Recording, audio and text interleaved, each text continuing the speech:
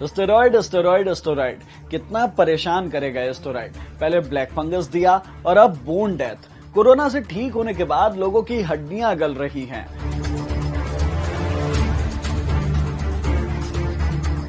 मुंबई में कोरोना से ठीक हुए 3 लोगों में हड्डियां गलने की शिकायत हुई और उनकी मौत हो गई। डॉक्टर इसे बोन डेथ बता रहे हैं।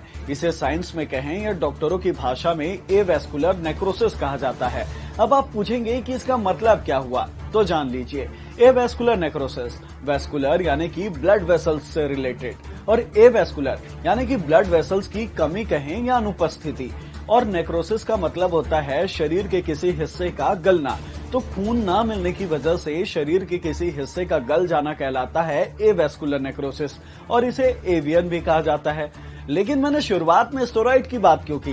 भैया, स्टेरॉइड से ही तो हो रही है ये बीमारी।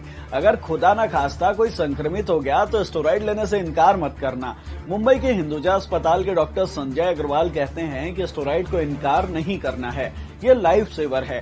ये ऐसा ही है जैसे आपने पेट दर्द की गोली खाई और साइड इफेक्ट हो गया तो गोली खाना बंद नहीं करना, दवाई बदलनी है। कोरोना की दूसरी लहर के वक्त मरीजों की जान बचाने के लिए उन्हें डेक्सामेथासोन नाम की दवाई दी जा रही थी। इसमें कॉर्टिकोस्टेरॉइड होते थे। ये कोरोना संक्रमितों के कमजोर होते इम्यून सिस्टम को मजबूत करता था, लेकिन बोन के टिश्यूज यानी ऊतकों को बनने नहीं देता था। यहीं से लफड़ा शुरू हो जाता है। धीरे धीरे बोन टिश्यूज इतने कम हो जाते हैं कि हड्डियां गलना शुरू हो जाती हैं। लेकिन कैसे?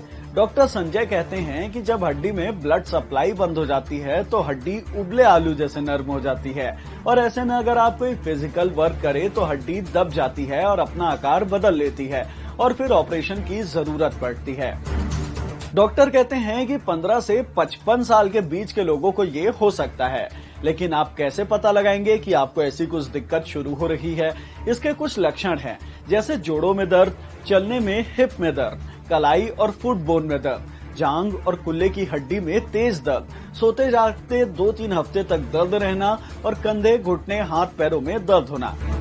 वैसे कोई नई बीमारी नहीं है, डॉक्टरों को काफी पहले से इस बारे में पता है। ब्लड सप्लाई कम होना, धमनियों में खून का जम जाना, इन्फेक्शन होना या हड्डियों में फ्रैक्चर होने से भी बोन डेथ की शिकायत होती है। और अभी के लिए स्टेरॉइड से बोन डेथ के लक्षण 4 से 6 महीने में देखने को मिलते हैं। लेकिन मुंबई में जो 3 लोगों की मौत हुई है उसके अंदर ये लक्षण 50 से 60 दिन के बीच में देखने को मिले।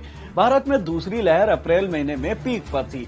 ऐसे में अगर कोई स्टेरॉइड खेल बिगाड़ देता है तो ब्लैक फंगस की तरह देश के कई हिस्सों में बोन डेथ से हालात बिगड़ने लगेंगे। तो अगर कोविड के बाद आपके जोड़ों में लंबे वक्त तक दर्द बना रहे तो इसे नजरअंदाज न करें, डॉक्टर से तुरंत सलाह लें। जरूरत हो तो डॉक्टर के कहने पर MRI भी करा ले। 1 महीने बाद MRI में नजर आता है ये, और 3 महीने बाद एक्सरे में भी दिखने लगता है। इसका इलाज है, सही वक्त पर पता लग जाए तो दवाइयों से, देर हुई तो जॉइंट रिप्लेसमेंट भी तरीका है।